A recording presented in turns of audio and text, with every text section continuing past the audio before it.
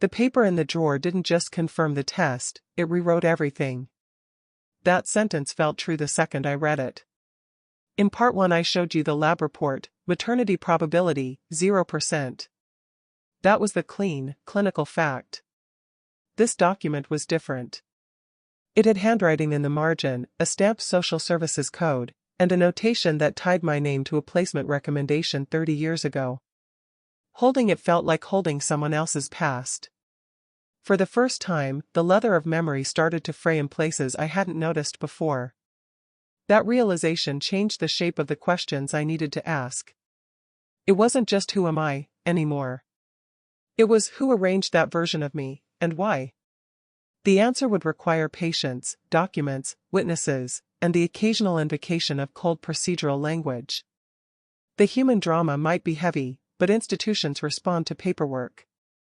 So I gathered paperwork the way you gather witnesses, carefully, methodically, and with the assumption that nothing could be left to chance.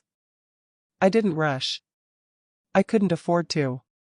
First, I mapped every piece of evidence I had, the 2 matching lab reports, the counselor's notes, the chain of custody confirmation, the hospital intake form, and that hidden document with the placement recommended note.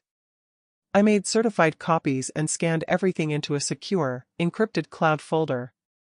I created a master inventory spreadsheet with dates, sources, and photocopy locations. Every piece of paper got a reference number. Then I called the genetic counselor back and asked for a written affidavit explaining the results and methods used. I wanted technical language I could put in front of a judge. The counselor wrote a concise memo describing the markers tested, the lab's methodology, and the statistical confidence. I had that memo notarized. Next, I met with an attorney who specialized in family law and probate. I won't pretend this was legal advice worth replicating, every jurisdiction is different, but here's what he recommended I do to preserve options. First, document preservation notices. These are letters sent to hospitals, social services, banks, and other institutions asking them not to destroy records related to a case. Second, supervised sample collections to remove any question of contamination. Third, requests for archived records and, if necessary, subpoenas. The point was to create an evidentiary trail that couldn't be erased by time or convenient memory. Preservation notices were sent to the hospital archives and to the social services office. The notices set a paper trail that would make it harder for anyone to later claim records were missing. Simultaneously, I arranged for supervised collections, as described in Part 1, neutral clinic, ID checks, chain of custody forms, expedited processing. I paid out of pocket because this wasn't the moment to negotiate over costs. I also hired a forensic document examiner to look at handwriting and signatures on the scattered papers I had found. It was a small expense compared to the stakes, and the examiner found discrepancies in ink types and dates on a signature that purported to be my mother's approval of a placement. Those small technical details are rarely dramatic on the surface, but in a court of law they can be decisive. Finally, I spoke with financial planners and traced money. I filed requests for copies of wills, codicils, and any deeds. Some of these were public documents and straightforward to pull. Others came only after court filings. I learned to be patient with bureaucracy, to make requests, then follow up, then escalate when answers didn't arrive. Quick pause, if you've been following this unraveling story, hit the like button so YouTube knows to keep showing you stories like this. And tell me in the comments, would you have gone this far with evidence gathering, or stopped earlier? I knew I couldn't unroll this alone. I invited my sister to a quiet cafe and laid the facts out as simply as I could. I showed her the lab reports, the counselor memo, and the hospital intake form. For a moment she sat frozen, clasping her cup as if it were a lifeline. Then she became defensive. "We need to handle this privately," she said. "Get a lawyer. Don't make waves." That was the predictable response, protect the family story. But there were cracks. My sister, despite her initial containment instinct, asked how the will read, who had access to accounts, and whether there had been any recent changes in property titles. Her questions suggested fear, not only of exposure, but of losing financial stability. She wanted to know, would the truth threaten pensions, properties, or expected inheritances? My brother's reaction tipped another scale. He wanted distance. "This is not my fight," he said. He blocked my number a few days later, which felt less like avoidance and more like a decision about where he wanted his peace. Conversations with extended family brought more leads. A distant cousin who worked in community legal services remembered an older neighbor who once mentioned a woman helping out around the time I was born. That neighbor's recollection was vague, but it suggested there had been an arrangement, perhaps informal, that later became formalized with paperwork. The wills and codicils were messy. I requested certified copies. One codicil caught my eye immediately, an amendment executed when my mother was in her late 40s, after a period of illness in the family, that changed a beneficiary line. It wasn't overtly nefarious on its face. Codicils are common, but placed next to the timing of bank deposits and the social services note, the pattern suggested someone had been thinking ahead. I arranged a meeting with the attorney, my sister reluctantly present, to go through the documents line by line. We discussed mediation, the possibility of filing for declaratory relief to determine legal relationships, and whether a settlement might be possible that preserved some familial relationships while setting the record straight. The attorney was frank. Lawyers can help set facts on paper, but they cannot unmake decades of feeling. There was a human cost to every legal move. If this feels heavy, you're not alone. Family secrets like these affect so many people. Subscribe if you want to see how this all unfolds, because part 3 goes straight to court. The archival box I requested from the hospital arrived sealed and timestamped. Inside, intake forms, social worker notes, and a small folder stamped with a code I had seen on the paper in my mother's drawer. The social worker notes were jottings at first glance, but they referenced a placement recommendation discussed with an unnamed family member, and a notation suggesting facilitated home placement with ongoing support. There was also a typed letter on hospital letterhead from a social department that referenced an arrangement with a local household to provide care. Then came the bank trace. A deposit slip dated within weeks of my birth showed a large sum paid to an individual whose signature matched a name on those shoebox letters. A cancelled check in an old file, the ink faded but the distinct curve of the signature was unmistakable, connected the payment to a named trustee account that later paid for housing expenses in the same neighborhood where my mother lived. I also found a sealed envelope in a solicitor's file that contained a private agreement, a handwritten page that read like an informal guardianship agreement between parties with initials. It referenced mutual arrangement and protective oversight. While not a formal adoption record, when combined with the intake form and the financial paper trail, the envelope suggested an orchestrated placement. That word, orchestrated, made the secrecy feel less like protection and more like intent. When I presented these documents to my attorney, he said we had enough to warrant formal discovery and a targeted subpoena. That meant asking a court to order institutions, hospitals, social services, banks, to hand over records. It wasn't a guarantee of success, but it was the step that moved the case from family argument to public record. The legal filings changed behavior.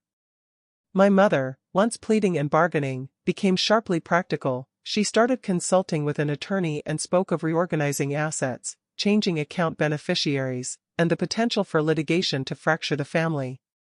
My sister alternated between furious protectiveness and secretive phone calls. My brother's silence hardened. Even with paperwork stacking up in my favor, the emotional cost was steep. The people you thought would support you might turn away, and others you'd written off as peripheral offer vital lead. I found myself making hard moral calculations every day.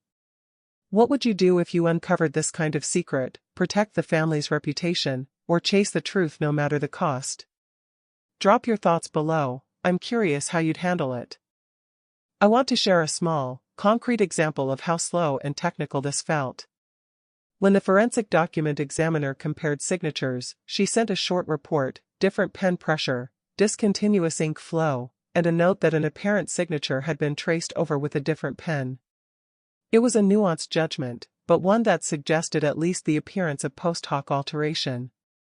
That alone did not decide anything, but it pushed the attorney to ask for handwriting exemplars from the people involved, samples from the same era to compare strokes and pressure.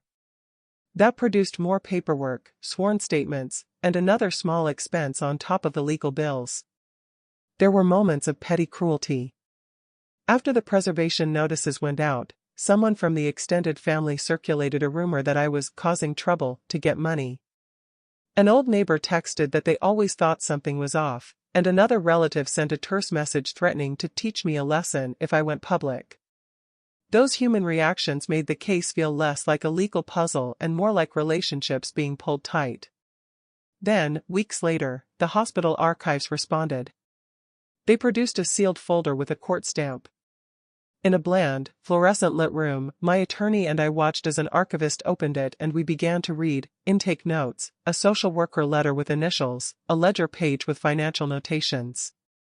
There was a moment when the room seemed to tilt. A single line in a social worker's memo referenced a decision for facilitated placement due to family circumstances, followed by initials I recognized from another document. The dot connected to the line. There were offers, too. A mediator called and suggested a quiet settlement, a payment to avoid litigation and a non-disclosure agreement to protect reputations. My sister urged me to consider it, saying the money could secure our future and avoid tearing the family apart publicly. My mother, in a different conversation, framed it as a chance to move on and keep the family intact. I sat with the offer and felt my teeth clench. Would a payout be a form of justice, or an erasure of truth? In the end, I declined the first offer. Truth felt like a necessary, if costly, boundary. So where did I land? I did not go public. Not yet. The lawyer advised caution. Public accusations could complicate legal discovery and risk counterclaims. Instead, we moved forward with formal discovery, preserved every piece of evidence, and prepared to challenge suspect documents. I filed preservation notices, arranged for certified attestations of my supervised samples, and waited for the institutions to respond. Emotionally, I learned to hold two truths at once, that I had been harmed by omission, and that pursuing justice would require patience. There were mornings when the grief was dull and constant. There were nights when anger and the strange relief of clarity braided together. I started seeing a therapist and joined an online support group for adoptees and people with family secrets. Sharing my story didn't mean going public, it meant finding footing and perspective. The process forced me to become fluent in bureaucratic patience. I learned to parse a medical code as if it were a confession, to read a bank ledger as if it were a map, and to treat a notarized page with the respect it deserves. When the hospital sent a redacted record back, I learned how to request narrower releases. When a bank refused to comply, I learned how to push through a court request. There were days I thought about a public reveal. I imagined posting the documents, hitting publish, and letting the world watch the fallout. For a moment the fantasy was electric, everyone would learn the truth and the lies would end. But then I thought of the collateral damage, family members who had nothing to do with the secrecy, the children of siblings who might be dragged into public shame, and the unpredictable ways a story can spread on social media.